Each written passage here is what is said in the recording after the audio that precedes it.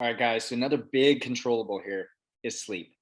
And it's wild when you think about this. And there was a quote that was told to me the other day by a sleep doctor out of the UK. And he goes, a lot of us don't know a lot about sleep, but the one thing we do know is that if you don't get it, you die.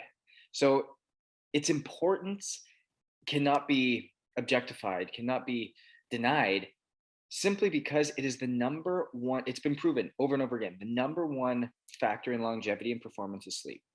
We all know if you don't get the right amount of sleep, you're cranky. You don't get the right amount of sleep, you overeat. You don't get the right amount of sleep, you can't think clearly.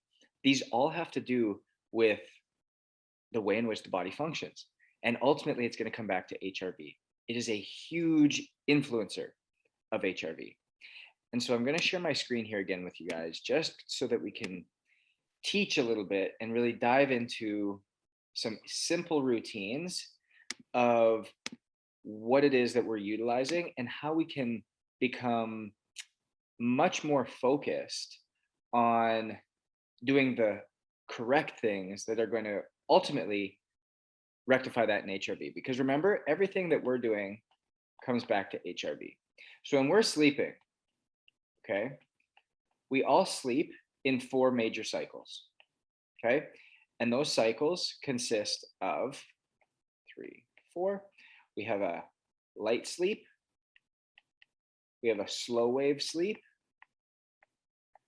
we have a REM sleep, and we have a wake cycle. Okay. Every single one of us has this. Now,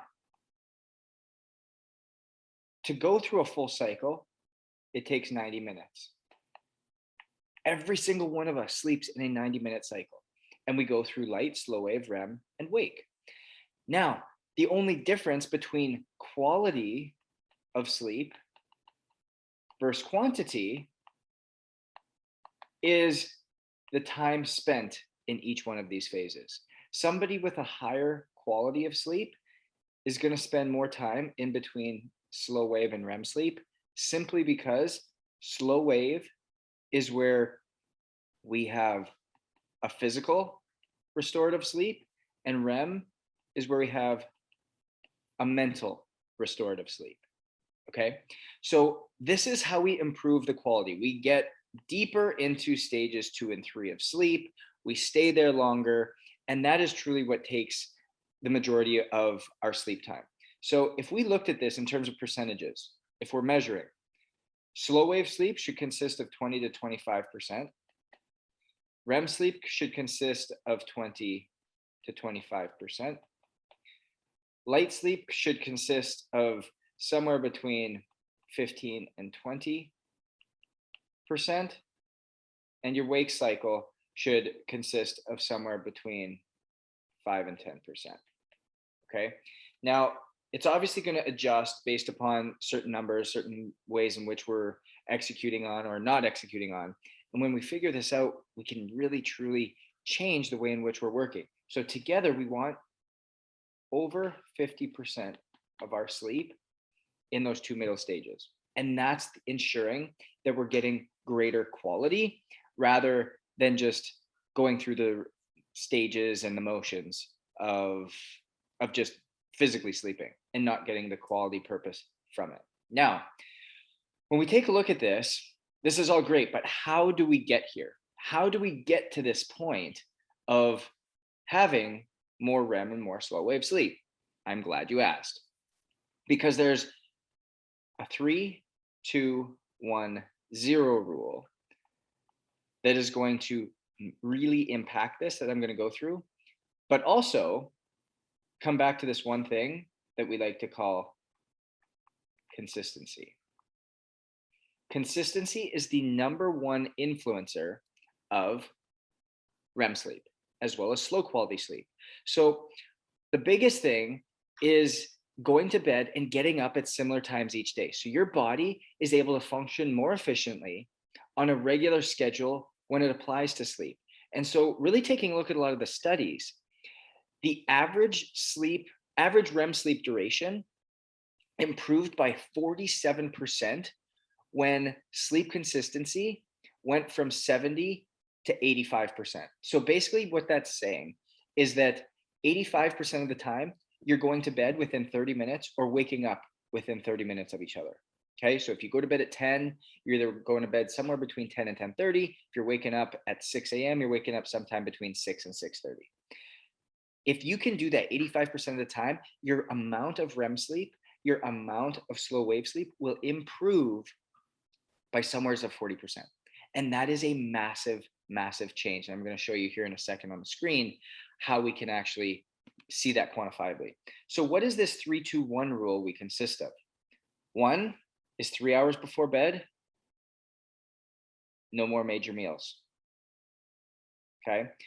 As we talk about in the nutrition component, we want to be we want to be eating when the sun comes up and stop eating when the sun goes down. That is ideally the way in which we function, just as a rule of thumb to go off of. And the reason is because when we take in food, our body has to digest it. That digestion process is a stressor on the body. We also have 400 times more melatonin in the gut than we do produced by the pineal gland in the brain. So if our body is continually processing food and it has a major meal at 7:30, 8, 8:30, 9 o'clock at night, it's not going to be focused on getting into that rest, digest, parasympathetic state, but it's going to be more in that sympathetic state, that aggression, that digestive state, that it has to continue to work. And if it's working, it's not able to push out that melatonin hormone as well. It's going to continue to keep body processes going. It's not going to be able to shut down the brain and thus interrupt the quality sleep in which we get. So 3 hours before bed, no more major meals. 2 hours before bed, no more work or major problem solving. Okay. What does that mean?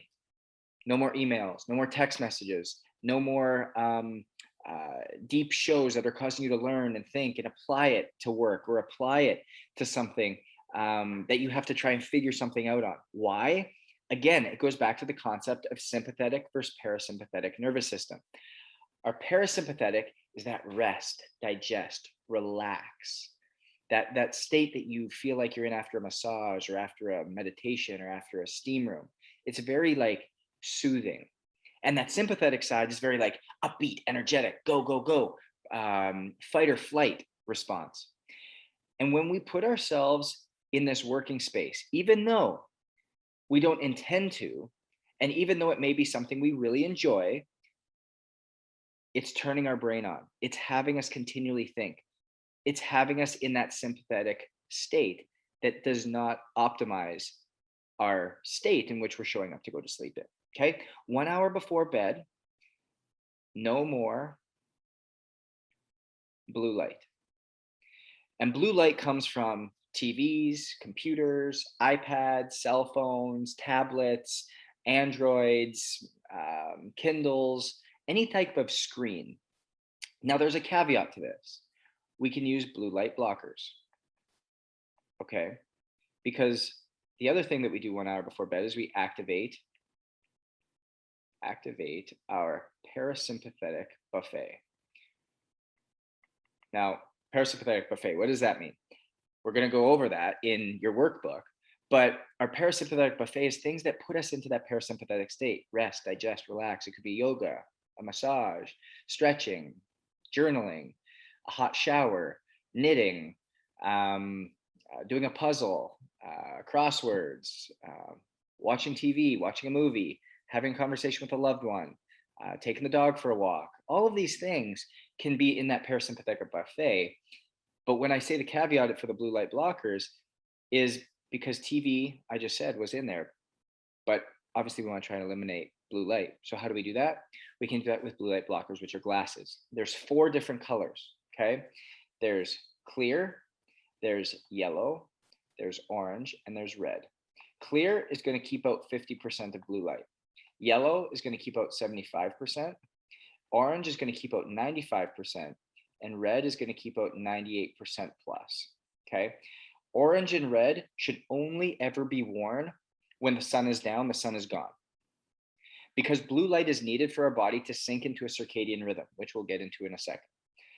Clear and yellow can be used all day to alleviate eye strain, And again, not allow ourselves to have that eye fatigue. But if we're using blue light blockers at night, we need to make sure we're at minimum using yellow, if not orange or red, to optimize this. Because for every hour of blue light exposure after the sun sets, it basically depresses melatonin release by 30 minutes. So, another key little component here. And the zero stands for no snooze button. No snooze in the AM. And we're going to talk about that right now as to how that gets into this concept of sleep consistency, which we know raises this type of sleep, REM and slow wave, by 40%. Now, when we come to this aspect of consistency, and now we understand this 3-2-1 rule and we work backwards, let's take a look at this. If we take a look and we go, oh, I go to sleep, I have to wake up at 6 a.m. I have no choice. How do we structure this into your day? We need to take a look at ultimately the time we need to wake up. If you need to wake up at 8 to get done what you need to, great. If your lifestyle is that you need to wake up at 4, great. What works for you? What is it that ultimately it situates with yourself? Because we also know that our body needs 35 cycles, and we know a cycle is 90 minutes, and we need 35 of those per week. Thus, that means that we need 5 cycles of 90 minutes per night, and thus we know that that means we need 7.5 hours approximately, give or take. Okay. In understanding this, we can now start to reverse engineer. So we know that we need to wake up at 6 a.m. Perfect. I love it. That means that we need to be sleeping by 10:30 p.m. Okay? Sleeping, waking. Now, if we go off our 3-2-1 rule, we know that, 7:30 p.m., no more meals. Great. 8:30 p.m., that's our boundary for work shut off. 9:30 p.m., no more blue light, and activate our parasympathetic buffet. So that could be that we at 9:30 we set a reverse alarm. Alarm goes off at 9:30. We put our blue light blockers on if we're watching the end of a movie. We are activating our parasympathetic system with some yoga, hot shower, brush our teeth, wash our face, maybe meditate, get into bed. 10:30, we're asleep. What happens here at 9:30 is when we get into this consistent routine, we have that hormone release of melatonin. And when we have that hormone release of melatonin, it sets us up so that we go into our deep cycles of sleep. And we talked about those at the beginning. We start with that light sleep, right to the slow wave sleep, right to the REM sleep, right to the wake cycle. And by all of a sudden getting into these states of sleep deeper, we end up being deeper within these. If all of a sudden you start going to bed at 11 p.m., 1 a.m., midnight, our body goes, oh my gosh, X person, Justin, isn't sleeping. That means he's in danger. So thus, we can't allow him to go into slow wave or deep sleeps. We can't have him there. We need to have him alert and awake, just dozing between light and wake cycles. So thus, the quality of that sleep, even though you still might be sleeping for that 7.5 hours, the quality of that sleep, is going to be much less. So instead of going through these big stages, that's what our sleep looks like. That's what our sleep wave looks like. So now we know the difference between quality and quantity. And the way we get quality is by focusing on that 3, 2, and 1 rule. No more meals, shutting off work, blue light limit, as well as activating the parasympathetic buffet. And that number one thing is finding those consistent wake and sleep times. And when we are able to do that, we're ultimately giving ourselves the greatest gift we can have, which is sleep, quality sleep, that will ultimately, in the end, make our HRV increase because it helps us handle the stress better that we are under. Body doesn't know the difference: mental, spiritual, physical, emotional stress. We know that if we don't get the sleep we need, we die. We know that it is the number one factor, the number one indicator of longevity, performance, and health in people as we age.